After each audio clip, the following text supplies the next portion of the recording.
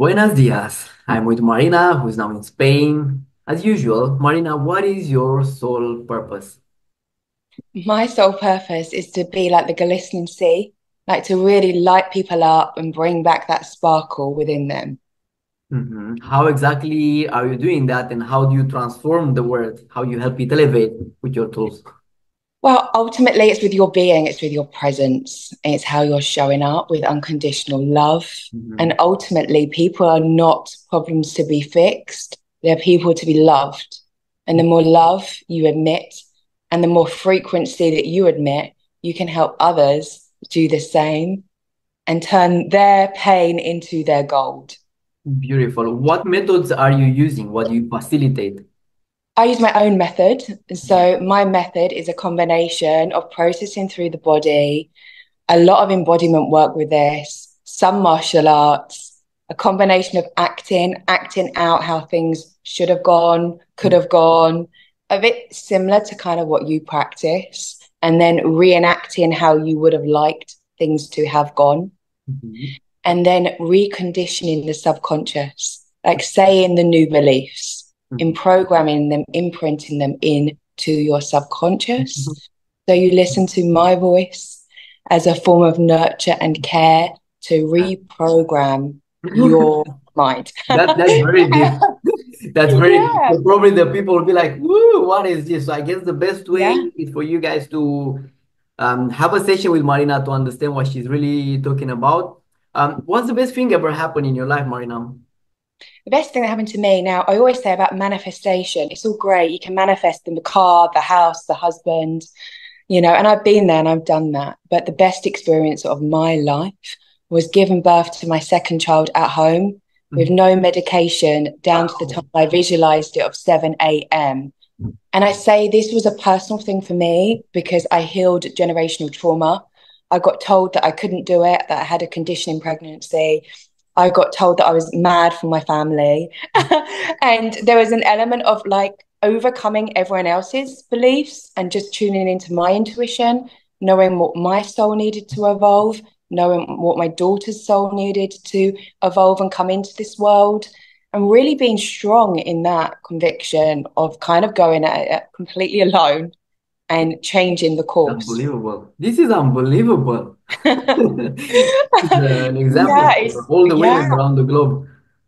I just think like we put so much emphasis on material things of success rather than experiences and overcoming ourselves. Mhm. And when we're on our deathbeds, because I've had experiences, I've gone towards the light, and I know for sure we just see memories and moments. And Mhm. so if you can really understand and home in and channel in that in this lifetime, Mhm. it's more about your soul's purpose, it's more about coming home to you, and it's more around following your intuition and breaking that generational trauma and creating a new path for yourself and others.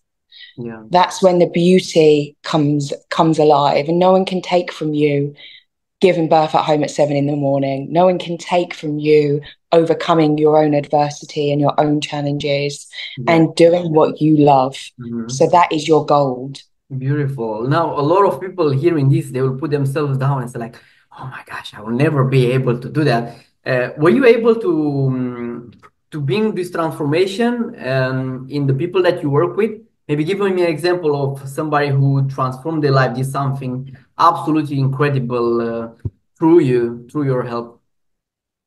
I think most people, when I interact with them, they end up going on like a different course.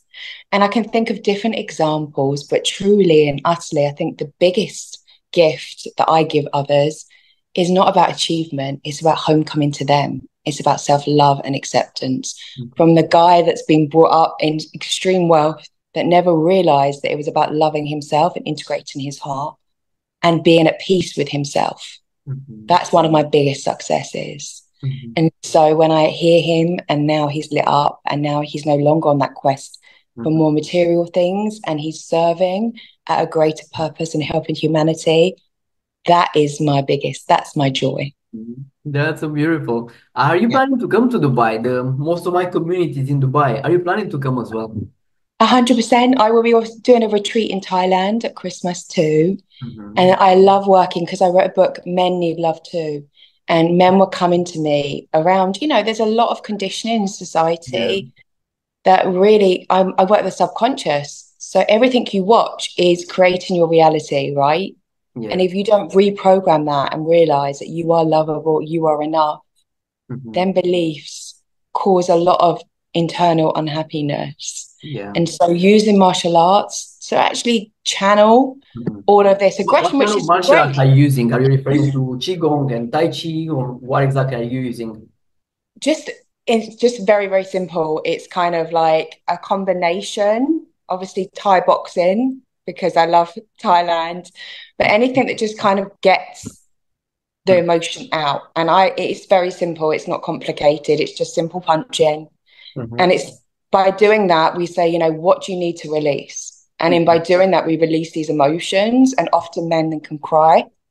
I Behind a love lot of that. anger is a lot I of love to see a man cry. sadness. But with what I do, I don't really have an agenda for a result other than lift people up and bring them happiness and joy, Mhm. because there's a lot of ego in this work. And often spiritual leaders go into ego like, I'm going to make someone cry, I'm going to make them angry, I'm going to trigger. Well, that's not what I'm about. I'm about love and nurture and care. Yeah. And I'm really about ensuring that that is the most utmost important thing. And so if an emotion comes, great. Emotions are all beautiful. Men are taught that they're not. Well, Mhm. sadness is gorgeous. Tears are beautiful. If you can't cry, you'll never be able to sit with my tears. If you can't sit with my tears, you'll never be able to make love to Yeah. the extent and the depth you can make love. And so I want everyone to experience making love, going into flow state where there's just goldness in that process and you're at one. That's beauty. And getting out of that kind of, I call it fucking mode, where people are in that fucking themselves and fucking everyone over, or going into their heart and their intuition and themselves and flow state in every area of their life to experience pure magic, pure joy, pure sparkle, whatever you That's want to call it. wonderful. Thank you so much. Looking forward to have you in Dubai. We do organize a lot of events, Yes. and who wants to reach online to you, feel free. I'm sure you can offer online sessions as well of this magic of yours, right? Of course, I work very intensely when I work with people, and I only work with people that are ready to go deep, because they go deep, and I like to work as quickly as I can. I don't like to keep people for a long time. So that's how I work. And then, of course, Dubai is on the way to Thailand. So who knows how we can kind of do an event, do something together.